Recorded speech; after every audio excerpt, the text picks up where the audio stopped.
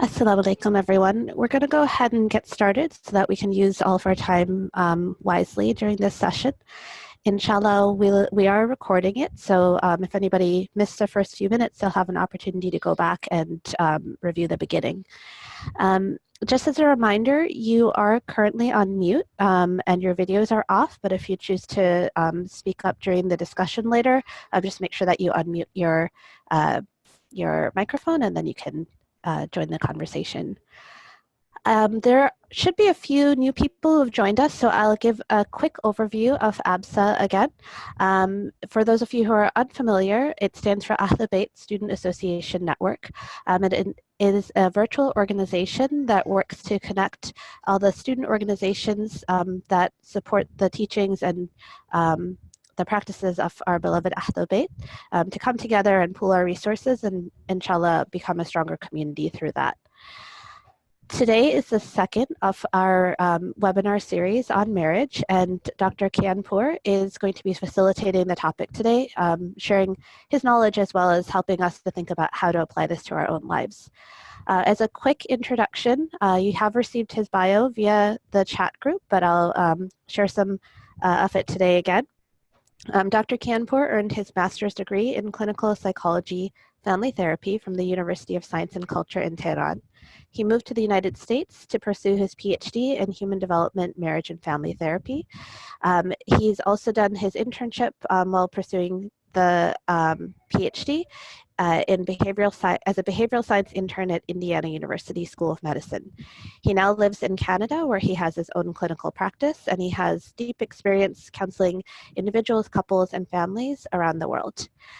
With that, I will pass it over to him to begin today's presentation. Okay. Bismillah ar-Rahman ar-Rahim. Just inshallah start with some citing some verses of Quran inshallah.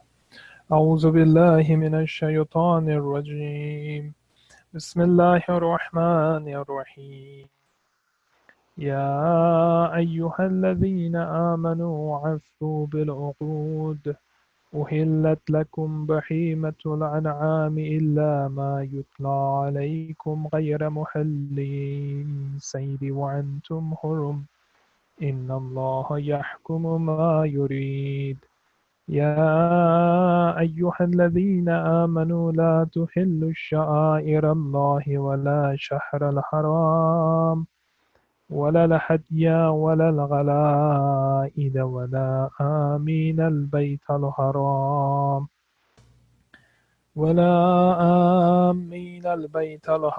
يبتغون فضلا من ربهم ورضوانا وإذا حللتم فاصطادوا ولا يجرمنكم شنآن قوم أن صدوكم عن المسجد الحرام أن تعتدوا وتعاونوا على البر والتقوى ولا تعاونوا على الإثم والعدوان واتقوا الله إن الله شديد العقاب حرمت عليكم الميتة والدم واللحم الخنزير وما أحل لغير الله به والمنخنقة والموغوزة ومتردية ونتيحة وما أكل السبع إلا ما زكيتم وما ذبح على نسب وأن تستقسموا بالأزلام ذلكم فسق يوم يعصى الذين كفروا من دينكم فلا تخشوهم واخشون اليوم أكملت لكم دينكم وأتممت عليكم نعمتي ورضيت لكم الإسلام دينا فمن اضطر في مخمصة غير متجانف لإثم فإن الله غفور رحيم صدق الله العلي العظيم اللهم صل على محمد وعلى محمد. Okay. Bismillah ar-Rahman ar-Rahim. Assalamu alaikum everyone. Let me just share my screen to have the slide on here. I hope that everyone see these slides on my screen. Yes, we can see it. Okay. Okay. So last week we talked about the self-identification and went through some of the things that we can do to self-identify some of our qualities and characteristics before getting into the marriage process and getting to know someone. So, and I hope that you had a chance to like do some practice and like review what we discussed last week, inshallah. So, and this week we talk about measures or whatever that we can do to see what we are going to discuss with someone that we just try to get to know, or like we are thinking of someone, and before getting into that process and getting to know her or him, we want to know on which like criteria we want to focus on. What are those like our priorities in marriage that we want to have our focus on them. So we inshallah today we have a like a brief overview of those criteria. So at this point, I assume that you are thinking of someone or just trying to getting to know someone. It doesn't mean that you are going to give proposal to someone. You just, for example, um, thinking of someone or someone else like a matchmaker gave you some information about somebody, and you are in the process of, getting to know her or him without being introduced to each other, and also get some more uh, information and like those priorities that you have to see if you are matched with that person that you are introduced with. um, so all those like criteria that you need to consider. So this is the first question that you need to ask, like what are those criteria that I'm looking for in that person?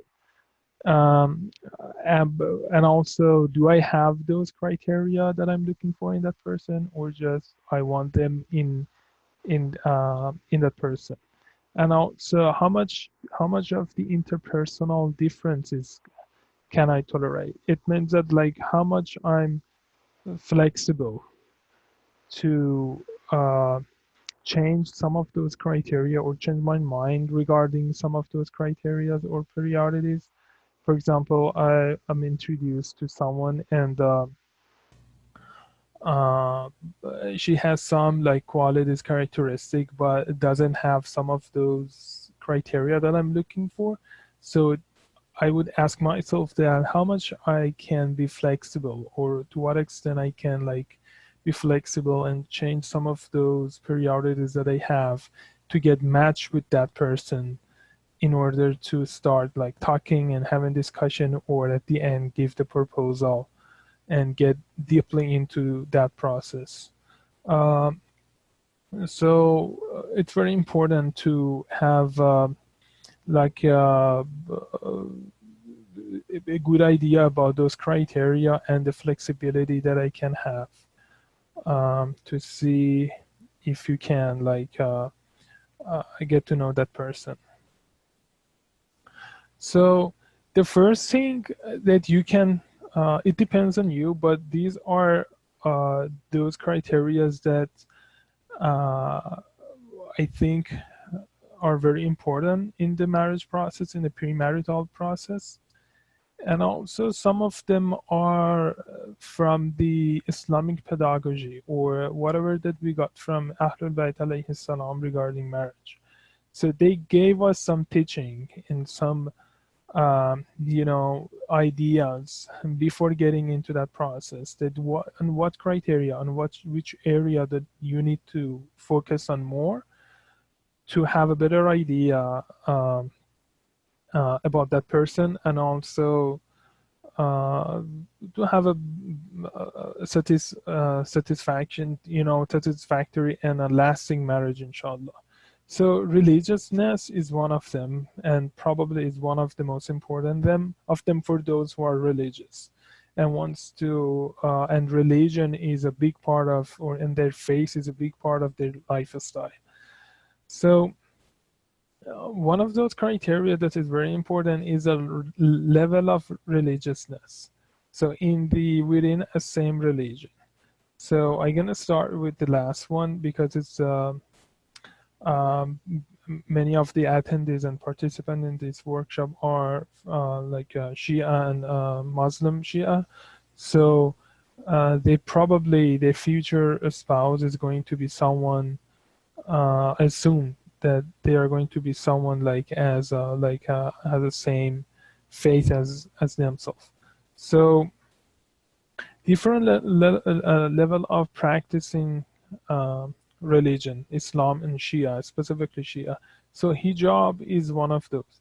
So is hijab important for you or not, or you are flexible in terms of hijab?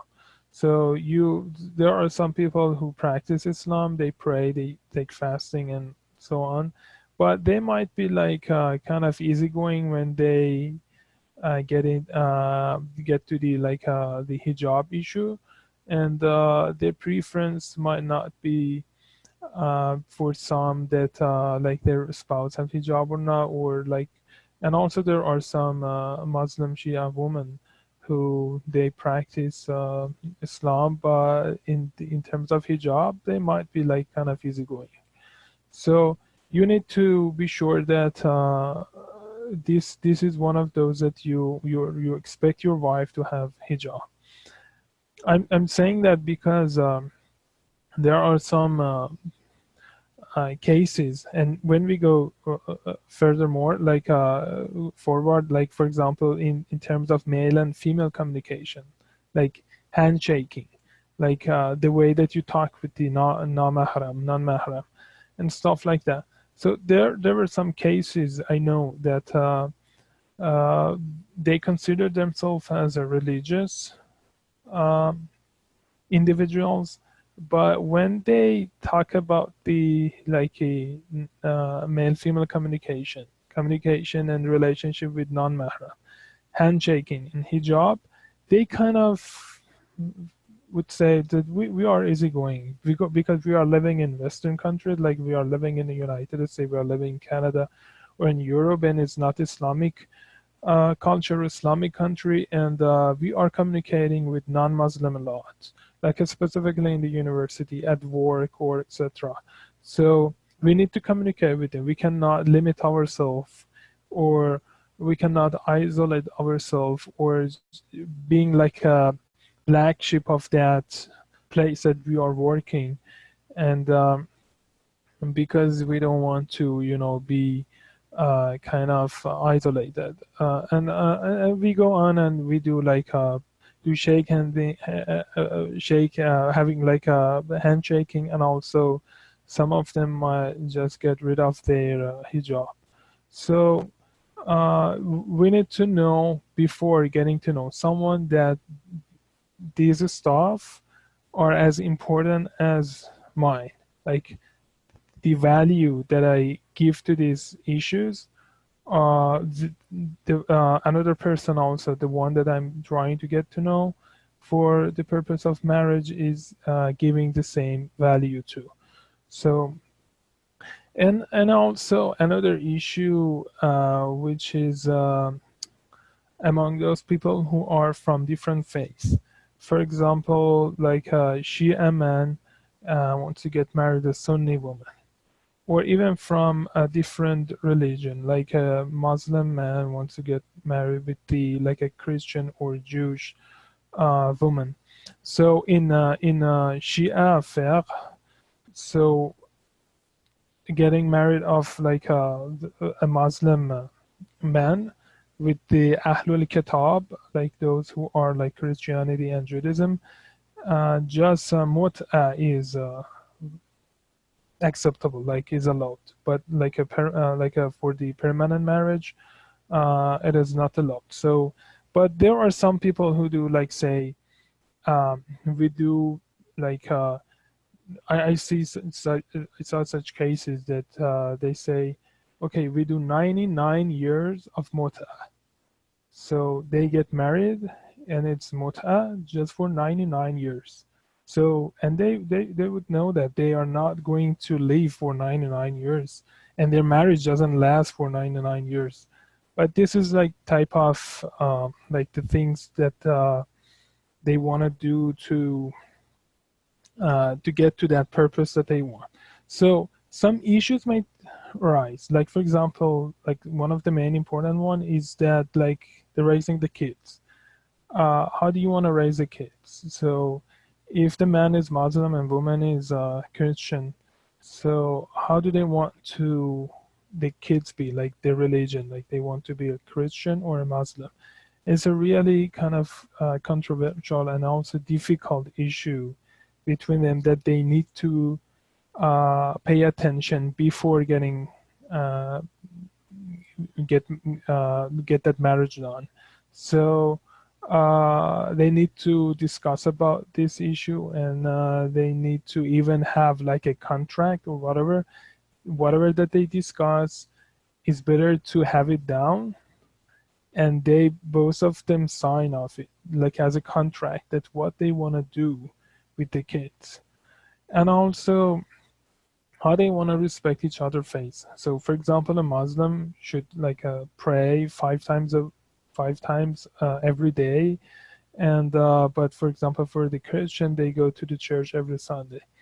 I knew a case that the man was Muslim and his wife was a Christian. It was really interesting that during the Ramadan, um, his wife every morning for suhoor, she woke him up for to have some like food before the azan and before the sunrise, because it's fasting, and also provide him with food for the iftar, which was very nice. It was the way that she was just trying to respect his husband, and also during like on Sundays, usually he was the one who gave right to his wife to go to the church and then give him right to get her back to home. So, and it was the way that they compromised to respect each other's faith and did not urge each other to to convert to accept each other religion. So those cases are rare. You can it's kind of rare to see, because some of those who got married with different faiths might not practice their faith or their religion, but those who practice their religions, it's very rare to see that they get married. And also because of all those restricted kind of rules existed in religion, like what I mentioned in Shia fiqh, so prevent them to have such marriages.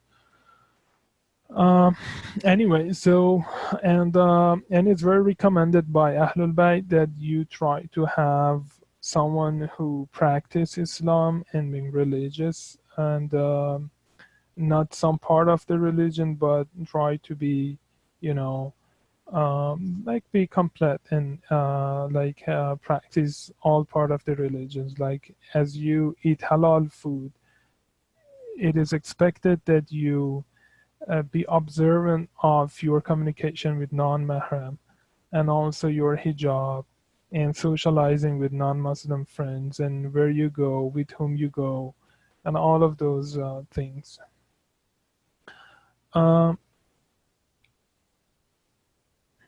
So the second one that I think is important is level of education. Level of education, it means that as much as the level of education are parallel, yeah, I mean, they are in a same level, it would be better. For example, if you have like a bachelor, it's good that you have like your wife or your husband be in the same level of education, or a master.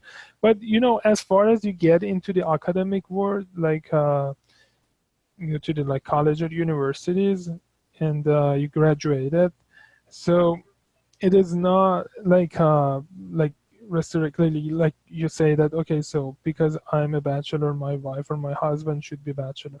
So if you are like master, it's okay that you have like a bachelor, or if you have a PhD, it's okay to have someone who is master or like a bachelor. Um, it's good to have that level of like keep that level of education, but it is not necessarily. You know, one of the big reason to recommend the level of like having the same level of education, it's because of um, the level of like mental ability. Uh, so it doesn't mean that whoever goes to the like university has a higher, like for example, IQ. No, not at all. I'm not saying that.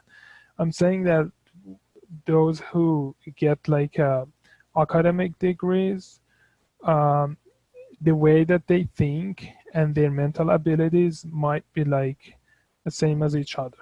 So they could understand each other better than like, for example, someone has uh, like finished the like a fifth grade or even like a 10th grade or 11th grade and getting married with someone who has for example PhD. So they might have some difficulties in understanding each other or have some difficulties in analyzing some of the things that happening around them, like some simple things that they encounter in their life, like during the day. So the way they analyze things around them, it really depends on their mental ability. So it is assumed that those that have higher education have a better mental ability, like someone who has MD, like someone who is like a professor in the university. So we assume that they have like better mental ability to analyze uh think any matters that happen around them. So, and it's better to have someone in that level. It is recommended to have in that level, but it's not necessarily. uh and also job and its priority for both parties, the type of the job that you choose to have, which is kind of related also to level of education, and the value that you put for the job. So if both of the men and women job is one of their top priorities, it's very important to discuss that because it's also related to the location or the city or the town or the country that they are going to live to. So because this criterion is really affecting their decision for the future and where they are going to live and how many hours they have to spend in that job and all of those stuff that they have to do. um, and the another criterion is family status, from like a social, financial, educational, and also ancestry perspective. So if you uh, like have a family that is very like financially and educationally and socially categorized as a high class, uh, like in terms of like the category, like in socially. So it's better to have like a someone whose family is categorized in that like a same level. So for example, if you have like someone who's financially they are very rich and very high educated, like academic degrees, they have high academic degrees. It is kind of like the way that they see words is different from someone who's not not like rich or like categorized as like a low socioeconomic status or having low educational level. So the way that they see the world is really different from each other. They might have a chance to encounter and see each other in an occasion, somewhere and get to know each other.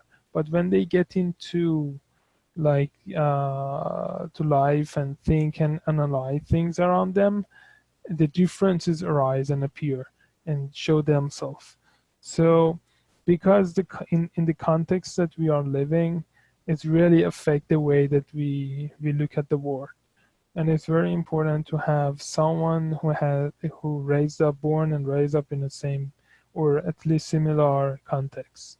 So, and also in terms of the family, in terms of the ancestry, it is recommended by Ahlul-Bayt that you look for someone who's has the family of origin, or in the context that he or she is born and raised, um, has a kind of reputation.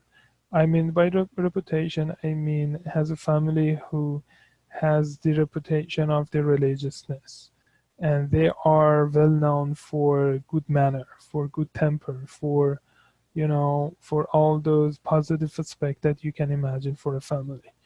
So it is very important in terms of that which is recommended by Ahlul Bayt alayhim assalam too. Um, Another criterion is maturity. So, and in terms of like the intellectual, emotional, and etc. What I mean here, maturity, like the level of IQ or EQ, like intelligence quotient and emotional quotient. So, um, if you want to have someone like it is related to the level of education and also job that I talk already. So if you can have like someone who has a similar level of IQ as you, and also emotional quotient like EQ or SQ, so it is very recommended to these two individuals are matched with each other better than those who do not have the same level of IQ, because this the way that they see the world and the way that they analyze the things that are happening around them, uh, it's in a same level, and it really helps them to understand each other. So it helps really um, to have same idea about like different issues, or if they have like different ideas about same issues, the way that they analyze and understand each other, this IQ and the level of the maturity is really help them to reach out to the same level of understanding. And psychological differences, here I mean specifically um, the temper, or the way also that they you know uh, see the world and also communicate with other people around them, like specifically inside the family. So the way that communicate with your parents, with your siblings, and this type of the mindset that you have, and you are well known in your family. It's very important to discuss this issue with someone that you are supposed to talk regarding the marriage. And age differences. Um,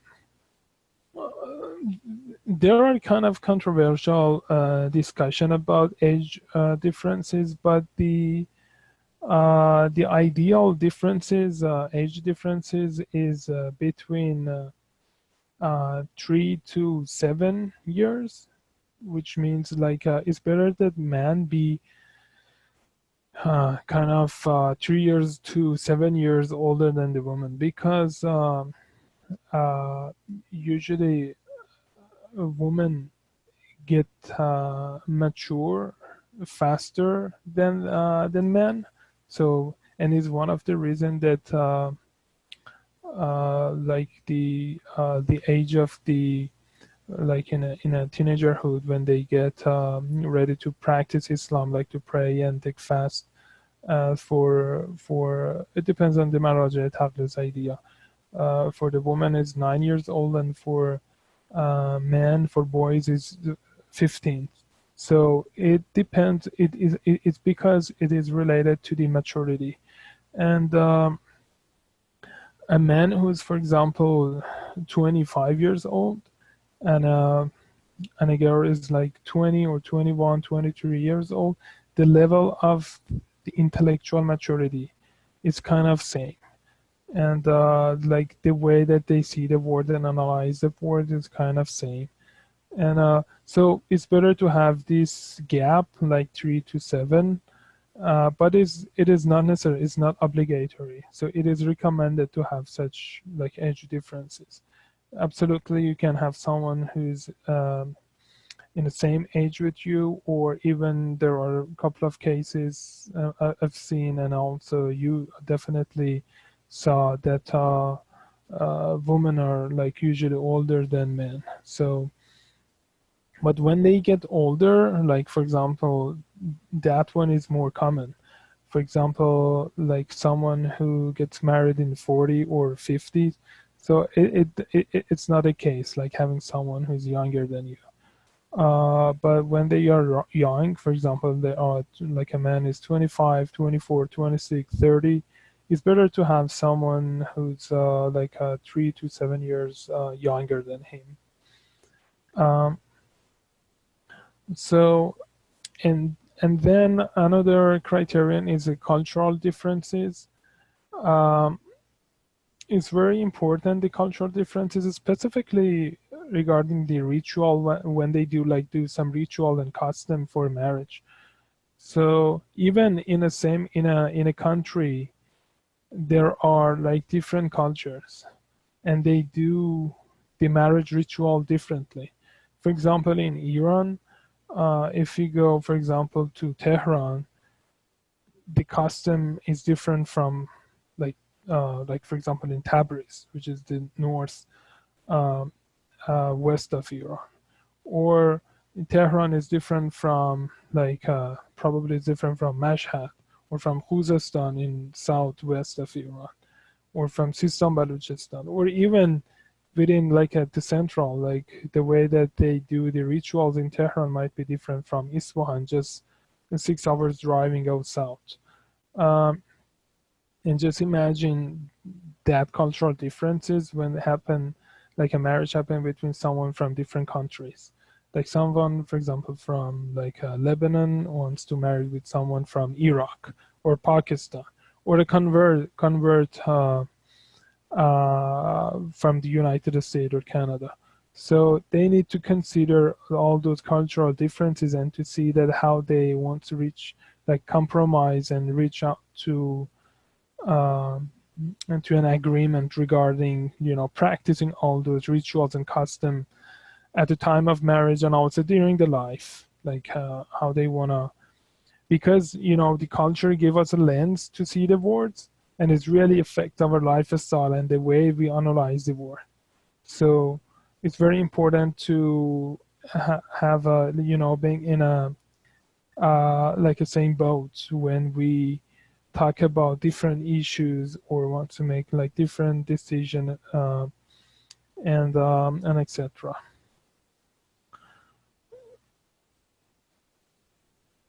And another criterion is political perspectives.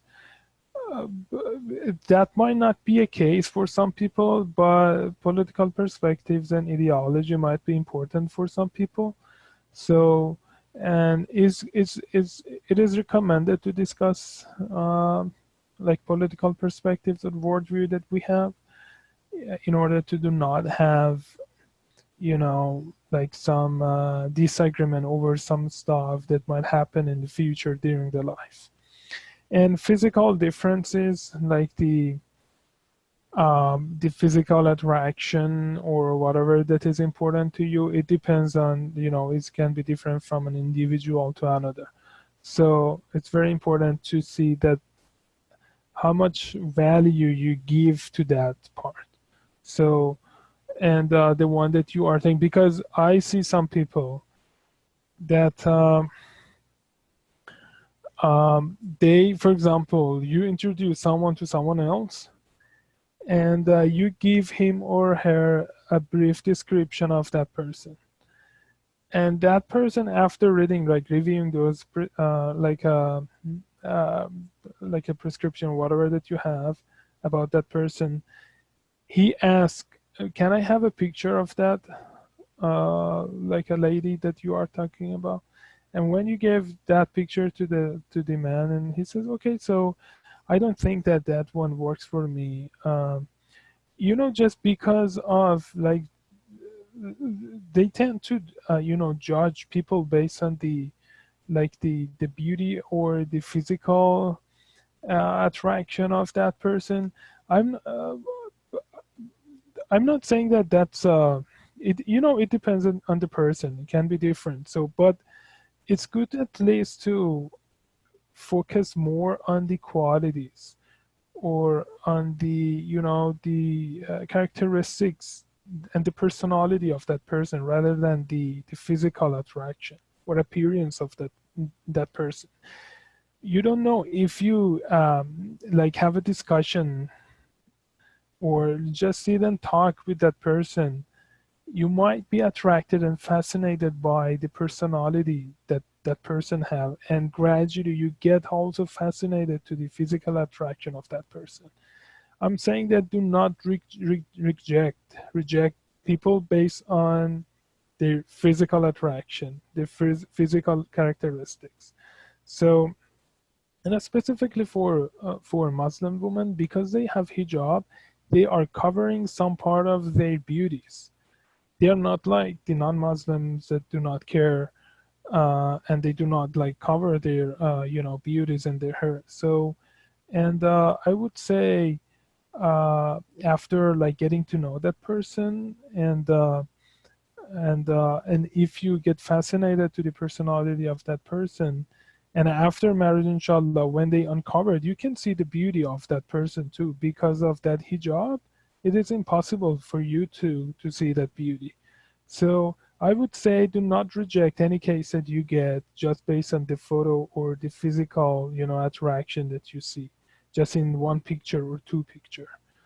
um, I'm saying that just revise some of the priorities that you have, and give more values to the personal characteristic rather than the physical characteristics. And communication and conflict resolution strategies. I'm gonna talk about this, and I included 4 horsemen and their antidotes. I'm gonna discuss the communication and, you know, conflict resolution stuff like that in the last session, inshallah. And so we're gonna discuss it, like how this type of communication and conflict resolution strategies are rooted in our family of origin. So we learn like how to communicate from our parents or in the context that we are born and raised up. So, and sometimes probably we need some education or whatever, like skills to revise those ways of communication and conflict resolution strategies to have a lasting and positive and better marriage, inshallah. Okay, so through all of these like criterion that I discussed, I have lots of like examples. Like for example, um, in terms of religiousness that I discussed here, a couple of months ago, I had a couple.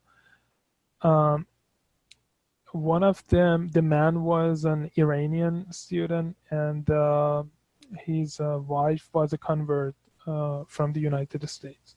So I don't know how they got to know each other, but like rapidly and really very fast, they decided that they want to get married.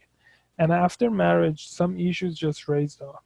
So some of those main issues that raised up, and because of that, they just came to see a counselor, and I had a chance to see them for a few sessions, and then they made their final decision to divorce. Was that exactly the level of religiousness? that convert girl, she was thinking that this man is a religious person and is practicing Islam as she expected, like as a new Muslim who really uh, eager to practice Islam in the best way and just connect to Allah in a way that is recommended by Ahlul-Bayt. And I could see that interest and like a eagerness. There was not such a, she was like totally disappointed by the way that his husband was practicing Islam. Like for example, he was he did he like didn't care about, like for example, like a najasat, like easily touch the dogs, like wherever that he saw like dogs and touch them regardless of it's like wet or not, or and then coming to the home without like washing his hands, and also like not being on time for like daily prayers. And also regarding the halal food, he was not like very observant of the halal food. But despite the fact that he was saying that I'm a religious person, but sometimes he participated in some dance, like things in the campus, for example. And she was kind of shocked and disappointed by this fact that he's not the one that he expected to have as a husband. And also she was, as a new Muslim, she's still carrying some of those behaviors that he had before converting to Islam.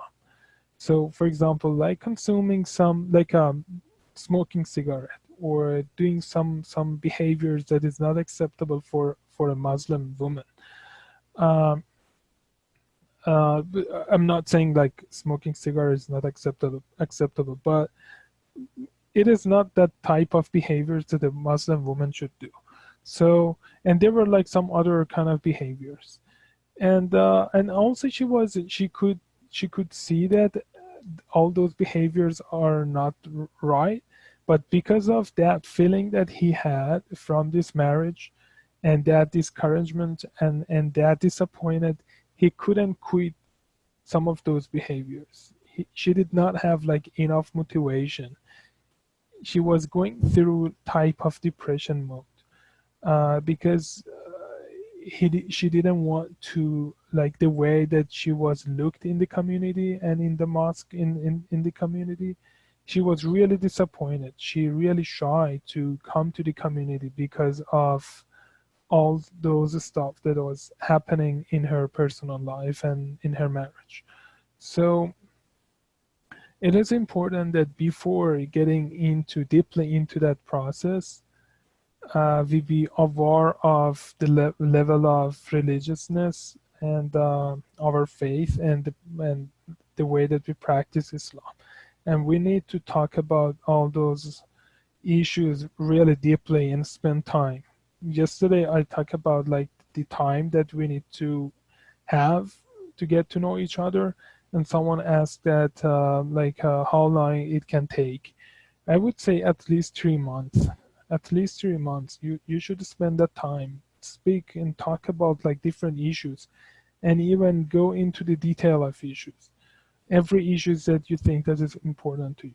And inshallah, for the next week, we talk about some of the questions that you can ask, and those questions are very broad questions. And after asking, some of those questions, some like small questions might just raise up, and you need to like use your creativity and your intelligence to ask some more deep questions to get to know that person very well, inshallah. um, so I'm done with my slides. I know that it took kind of long, but I hope that we can cover the scenario, inshallah, too. Thank you so much for sharing all this information. Inshallah, it'll be a good place for us to sort of start the conversation with the scenarios. So in just a moment, I will give us a quick recap of Amir and Fatima and the scenario that we had last time, and then I'll add in some additional information. We would love to have maybe 3 or so people volunteer to share their analysis or talk a little bit about what they've noticed in these scenarios. Again, you can feel free to unmute yourself and participate, or we can use the chat box like we did last time as well. Dr. Kianpour, I think you need to stop sharing your screen in order for me to share mine. Okay, I think that worked. Oh yeah, thank you. Great. So if you'll remember from last week, we had met Amir, who is a PhD student living in a small town in Wisconsin. We had established that he's feeling some form of depression because of his loneliness and feeling isolated. And he's thought that perhaps marriage can be a solution to those feelings that he's having. He's also shared with a friend of hers that he would be willing to get married to somebody from a different background, potentially either a convert or a Muslim who's been born and raised in the United States. So we have some new information about him now. I'll give a summary and then I'll give you a little bit of time to read it as well. But in terms of his practice, Amir is somebody who tries to practice on time, but sometimes he's unable to do so. He doesn't seem to have a problem with najasat and doesn't have a problem shaking hands with female colleagues. He also doesn't have any strong cultural ties to his practice of Lebanese culture. He has some concerns, or I guess some issues with his own physical appearance that seem to stem from when he hit puberty when he was around 16 years old. In terms of his family relations or other people that are part of his family network, his father is somebody who smokes a lot. He's also gone through some episodes of depression, and Amir cares for his father but doesn't consider him to be a true father. In terms of his politics, he's against imperialism.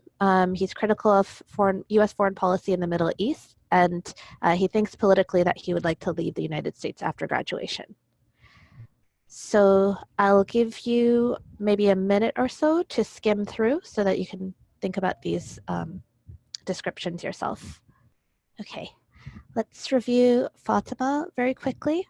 So you'll remember she's a 23-year-old Pakistani American who is somebody... Sister, sorry, just someone just sent a message that if you can zoom in a little bit. Oh, sure. Sorry for interrupting. No problem. And inshallah, I'll go back to the previous one when we start our discussion as well.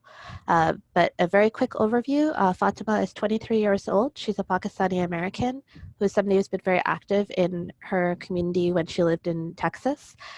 She's somebody who studied to get her master's, and she's well known for speaking out around conversations or topics related to Islam and feminism. She's somebody who believes in egalitarianism and wants to have the same rights as her husband in her prospective marriage. She has a big social network. She is also currently in California and is considering that she would like to work and live there. Some new information that we have about her this week is that she's somebody who's very observant when it comes to her salat and her hijab. She looks to her father as a powerful role model. And even though she was born and raised in the United States, she's very consistent with the way that she interacts with non-mahram. For instance, she doesn't shake hands and has a high standard for her hijab. Her mother is a physician and practices in a local clinic. And her mother has gone through some struggles as well, having been a convert. And Fatima's father and mother have also discussed divorce at different points in their relationship due to a lack of understanding from their different cultures, although, alhamdulillah, they're fine now. Fatima has, politically, she is against capitalism and foreign policy, U.S. foreign policy, but she's also very proud of democracy and freedom of speech in the United States. So those are the summaries. Let me give you, again, maybe 30 seconds so we have enough time to discuss to just review Fatima. Okay, I know that wasn't a lot of time, but I will leave these up on the screen. And inshallah, we'd love to have a few volunteers share their analysis of both of these individuals and thinking about some of the information Dr. Kianpour has given us today in terms of analyzing their readiness for marriage or what it is that they need. And Dr. Kianpour, I'll let you facilitate the discussion. Okay, thank you so much, Sister Sarah. Yeah, so just imagine that Amir and Fatima, they are introduced to each other by a matchmaker from like someone in like California or like wherever. So, and they are in. So Fatima is introduced to Amir, and Amir is have like this kind of description of Fatima as and he's thinking about having a discussion with Fatima. So, and these are the information that we have about these two persons. And based on whatever that, like what we have reviewed in the slides from the last session and this session, what do you think that it, it's kind of a obstacle in front of them to get into deeply into that process and like talking with each other regarding marriage? And just to let you know, this kind of scenario do not come like out of the blue. It's like the combination of some of the cases that I have had so far. I just combine them and add them together to, you know, build up these kind of characters in shape of Amir and Fatima. So many of those things that you are reading here are real. And as a reminder, if you'd like to participate, you can use the chat box, or you can also take yourself off mute and share any thoughts that you have. Yes, so yeah, they do not have the same political point of view, but uh, they can, I think it's not, it depends on the value that they have for that political view.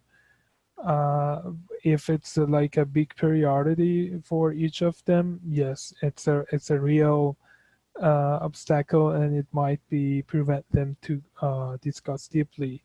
And but if you remember from the first slide, I said that how much you can like tolerate the interpersonal differences, how much you can be flexible, and how much you can like respect the other person's political perspective, and doesn't, you know, you do not let that get into your personal life.